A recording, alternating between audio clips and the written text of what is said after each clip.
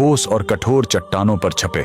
ये साक्षात भगवान श्री कृष्ण के रथ के पहियों के निशान हैं, जो आज भी बिहार के राजगीर में चीख चीख कर महाभारत की गवाही दे रहे हैं। लेकिन सोचने वाली बात यह है कि आखिर भगवान को ऐसी क्या जल्दी थी कि उनके रथ की भयंकर रफ्तार से पत्थर भी मोम की तरह पिघल गए। दरअसल इसका कारण था एक ऐसा खूंखार राजा जो रावण से भी ज्यादा खतरनाक और भगवान शिव का परम भक्त था, जरासंध। उसने दुनिया भर के 95 से ज्यादा राजाओं को हराकर अपनी जेल में बंदी बना रखा था। उसकी एक खौफनाक प्रतिज्ञा थी। वो पूरे 100 राजाओं को पकड़कर एक ही रात में उन 100 राजाओं की बलि भगवान महाकाल के चरणों में चढ़ाने वाला था। इन्हीं निर्दोष राजाओं की बलि रोकने के लिए भगवान श्री कृष्ण भीम और अर्जुन के साथ इतनी भयंकर स्पीड में राजगीर पहुंचे थे कि उनके रथ के पहियों की रगड़ से इन पहाड़ों पर जो गहरे निशान बने वो आज तक नहीं मिटे। राजगीर पहुंचकर श्री कृष्ण ने सीधा जरासंध को कुश्ती के लिए चुनौती दे दी। जरासंध ने भीम के साथ लड़ना चुना, लेकिन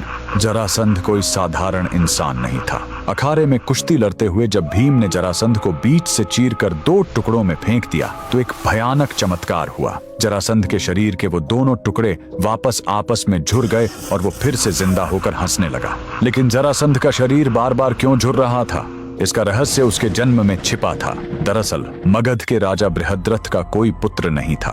संतान प्राप्ति के लिए उन्होंने तपस्या की तो एक महर्षि चंडकौशिक ने उन्हें आशीर्वाद के रूप में एक चमत्कारी फल दिया। राजा ने वो एक फल अपनी दोनों रानियों को आधा आधा बांट कर खिला दिया। नतीजा यह हुआ कि दोनों रानियों के गर्भ से शरीर के आधे आधे निर्जीव टुकड़े पैदा हुए। घबराकर राजा ने उन खौफनाक मांस के पिंडों को बाहर जंगल में फेंकवा दिया। वहां जरा नाम की एक राक्षसी ने जैसे ही उन दोनों टुकड़ों को एक साथ रखा, वो आपस में जुड़ गए और एक जीवित बालक बन गया। जरा नाम की राक्षसी द्वारा जोरे जाने के कारण ही उसका नाम जरासंध पड़ा। इसी रहस्य के कारण अखाड़े में भीम उसे जब भी फाड़ते वो वापस जुड़ जाता। 13 दिनों तक यही खौफनाक कुश्ती चलती रही। तब 14वें दिन श्री कृष्ण ने अपना मास्टरमाइंड खेल खेला। उन्होंने एक घास के तिनके को उठाया, उसे बीच से फाड़ा और दोनों टुकड़ों को उल्टी दिशा में फेंक दिया।